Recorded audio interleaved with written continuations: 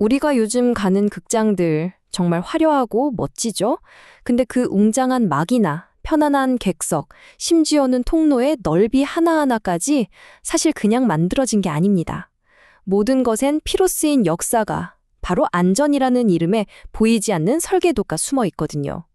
오늘 우리가 바로 그 이야기, 이 공연장들이 어떻게 수많은 비극을 딛고 지금의 모습을 갖추게 되었는지 그 비밀을 한번 파헤쳐보려고 합니다.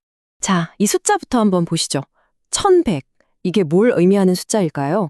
바로 1797년부터 1897년까지 딱 100년 동안 유럽과 미국에서 기록된 극장 화제 건수입니다. 1100건이요. 어마어마하죠? 이 숫자 하나만 봐도 알 수 있어요. 예전에는 극장에 간다는 게 그냥 문화생활이 아니라 어쩌면 목숨을 걸어야 하는 위험한 경험일 수도 있었다는 걸요. 맞아요. 과거에는 이 문구에 나온 그대로 극장 하나를 짓는 모든 책임이 건축가 한 사람의 어깨에 달려 있었습니다. 설계부터 구조, 음향까지 전부 다요. 하지만 계속해서 끔찍한 사고가 터지면서 깨닫게 된 거죠. 아, 이건 더 이상 한 사람의 능력이나 양심에만 맡길 일이 아니구나. 공공의 안전을 지키려면 훨씬 더 체계적인 강력한 무언가가 필요하겠구나 하고 말이죠. 그래서 오늘 이야기의 흐름은 이렇습니다. 먼저 과거 극장들이 얼마나 위험했는지 그 화려함 속의 비극을 들여다볼 거고요.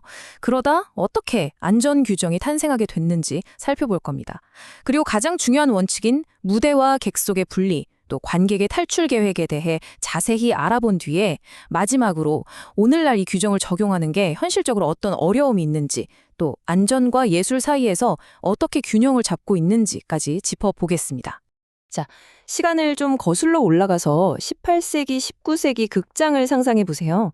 정말 눈이 부시도록 화려하고 아름다웠을 겁니다. 하지만 그 이면에는 아주 위험한 비밀이 있었죠. 불에 잘 타는 나무나 천으로 온통 장식되어 있었고 구조는 또 어찌나 복잡했던지 사실상 불이 나면 속수무책으로 타오르는 거대한 불쏘시개나 마찬가지였어요. 그 화려함 뒤에는 언제 터질지 모르는 비극의 그림자가 짙게 깔려 있었던 겁니다. 이렇게 비극이 끊임없이 반복되니까 사회 전체가 들고 일어나기 시작했습니다. 더 이상은 안 된다. 이건 그냥 운이 나빠서 생기는 사고가 아니다. 사람들의 안전을 개인의 양심에만 맡길 게 아니라 모두가 반드시 지켜야 하는 표준화된 법, 강제적인 규정이 필요하다. 이런 목소리가 사회 곳곳에서 터져나오기 시작한 거죠. 바로 그 요구에 대한 해답으로 등장한 것이 바로 건축법. 우리가 흔히 빌딩 코드라고 부르는 겁니다. 이게 뭐냐면요. 그냥 권고사항이 아니에요. 건물을 지을 때 공공의 안전을 위해서라면 반드시 지켜야 하는 법으로 정해진 규칙들의 묶음이죠. 이로써 안전에 대한 책임은 건축가 개인에게서 국가가 관리하는 법의 영역으로 완전히 넘어오게 됩니다. 정말 역사적인 전환점이었죠. 자, 그렇다면 현대극장의 안전 규정에서 가장 기본이 되고 또 가장 중요한 핵심 원칙은 과연 뭘까요? 그건 바로 화재 위험이 가장 높은 무대와 수많은 관객이 앉아있는 객석을 물리적으로 완벽하게 분리하는 겁니다. 이게 모든 안전 설계의 출발점이라고 할 수 있어요. 이 분리 원칙을 현실로 만들기 위해서 보시는 것처럼 아주 구체적인 법 규정들이 만들어졌습니다. 핵심은 두 가지예요. 첫째, 무대에서 불이 나도 객석으로 절대 번지지 않게 물리적으로 차단한다. 둘째, 만일의 사태에 대비해 관객들이 안전하게 빠져나갈 탈출구를 확보한다. 특히 불길이 번지는 걸 막기 위해서 법에서는 크게 세 가지의 강력한 방어선을 구축하라고 명시하고 있습니다. 그 3단계 방어선이 바로 이겁니다. 첫째, 방화벽. 둘째, 배연창. 셋째, 스프링클러 시스템. 이 세 가지가 각자 다른 역할을 하는데요. 쉽게 말해서 방화벽은 불을 가두고, 배연창은 유독한 연기를 바깥으로 빼내고, 스프링클러는 불을 직접 끄는 역할을 하는 거죠. 자, 그럼 지금부터 하나씩 자세히 뜯어볼까요? 첫 번째 방어선, 바로 방화막입니다. 영어로는 파이어 커튼이라고 하죠. 보통 공연장의 저 무대 앞쪽, 프로시뇽 아치 바로 뒤에 숨겨져 있는데요. 평소에는 잘 보이지도 않아요. 하지만 화재 같은 비상 상황이 발생하면 이 어마어마하게 무거운 강철 커튼이 순식간에 쿵 하고 내려와서 무대와 객석 사이를 완전히 막아버립니다. 말 그대로 가장 직관적이고 강력한 최전선의 방화벽인 셈이죠. 두 번째 방어선은 자동 배연창입니다. 이건 무대 꼭대기, 지붕에 설치된 아주 커다란 환기구라고 생각하시면 쉬워요. 불이 나면 사실 불길보다 더 무서운 게 유독가스랑 연기잖아요.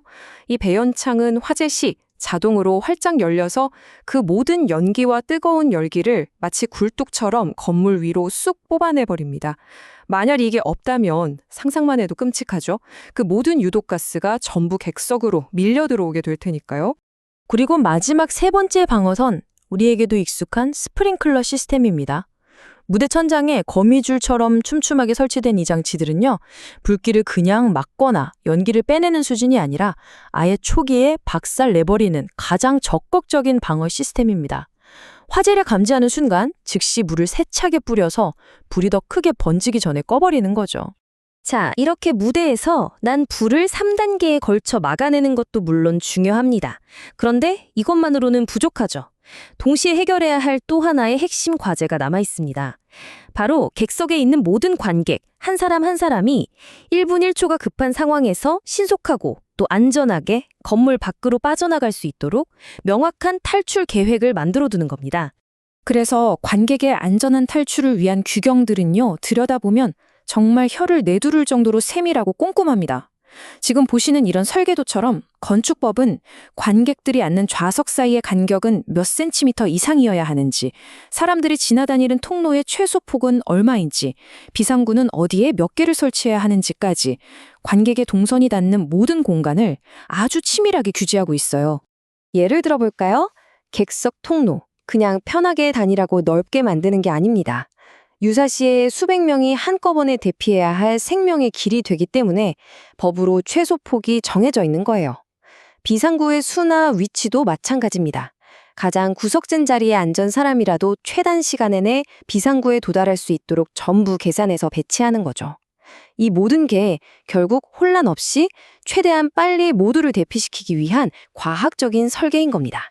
그런데 말이죠. 이렇게 우리 안전에 꼭 필요한 규정들이지만 이걸 현실에 그대로 적용하려고 하면 또 다른 차원의 문제들이 생겨나기도 합니다. 특히 건축가나 설계자 입장에서는 이 규정들 때문에 정말 골머리를 앓는 경우가 많다고 해요.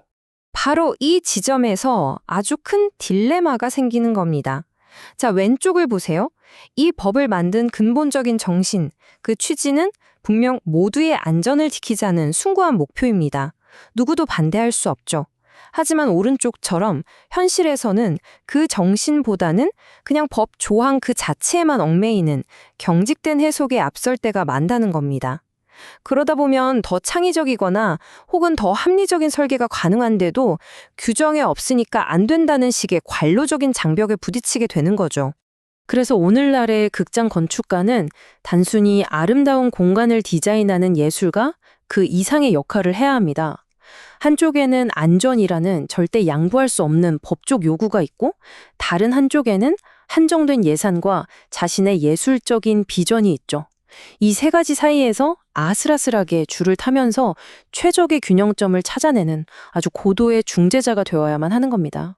결국 우리가 지금 방문하는 모든 극장은 그냥 보기 좋은 예술 공간 그 이상이라는 겁니다. 그 디자인 구석구석에는 수많은 사람들의 희생으로 얻어낸 안전 규정의 역사가 새겨져 있고 또 예술과 현실 사이의 치열한 고민과 균형이 고스란히 담겨 있습니다. 말 그대로 법과 공학 그리고 예술이 함께 빚어낸 경이로운 결과물이라고 할 수 있겠죠. 마지막으로 이 질문 하나를 여러분께 던져보면서 마무리할까 합니다. 오늘 우리가 이야기한 극장뿐만 아니라 우리가 매일같이 아무 생각 없이 지나다니는 수많은 공공장소들 있잖아요. 지하철역, 백화점, 도서관 같은 곳들이요. 과연 그곳들에는 또 어떤 우리 눈에는 보이지 않는 안전장치들이 숨겨져 있을까요? 오늘부터는 주변을 한번 새로운 눈으로 둘러보시는 건 어떨까 싶네요.